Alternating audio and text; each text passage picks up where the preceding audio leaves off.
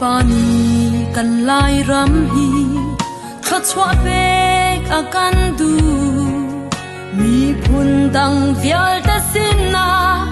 san tai lo si man se boy patim mi phun kan si volei jeu ter ok a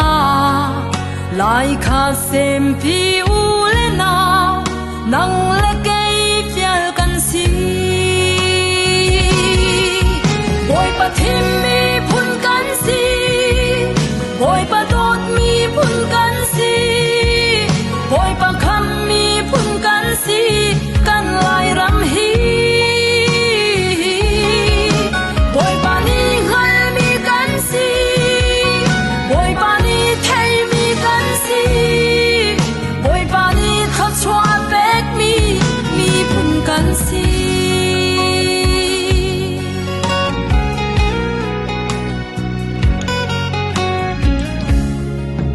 kan lai ram phing le tlang a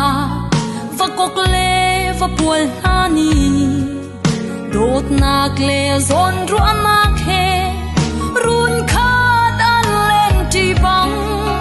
chu dot nak le zon ru na putin lai mi phun ni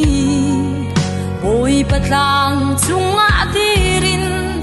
lung khatin chuan si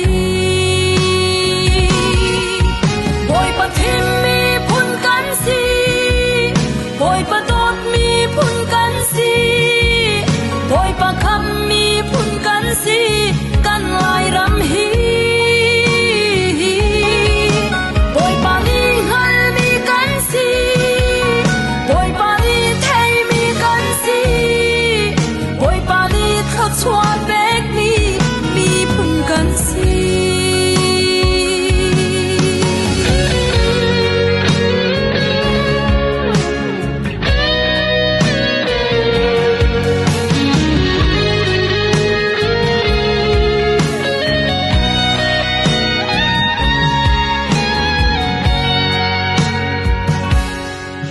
Jesini a fa le chung in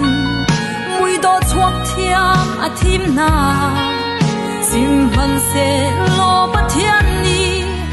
David a thim bang in leng lei do nak le thom na rum nak a silo in nau ta bik lung thin chung in pathian